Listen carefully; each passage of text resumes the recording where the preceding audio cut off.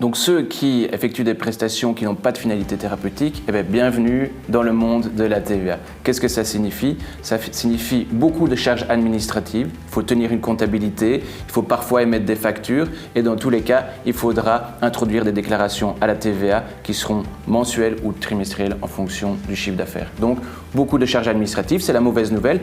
La bonne nouvelle, c'est la possibilité de déduire en partie la TVA qu'ils ont payée sur les biens et les services qu'ils ont consommés pour fournir les prestations non exonérées, donc celles qui n'ont pas de finalité thérapeutique. Et donc ça se fera selon soit le prorata général, soit l'affectation réelle. C'est au comptable à déterminer lequel est le plus avantageux.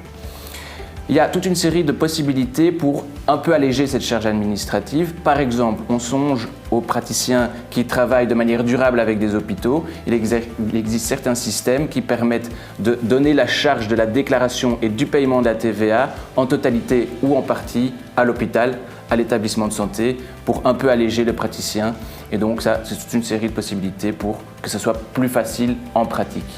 Et est-ce qu'il n'existe pas, Claes, une autre possibilité en dehors d'une relation durable avec un hôpital où le praticien peut bénéficier d'un allègement des charges administratives?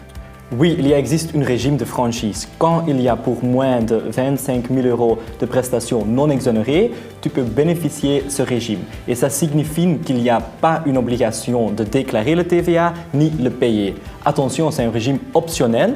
Et il y a donc une notification préalable à l'administration fiscale nécessaire pour choisir ce régime spécifique.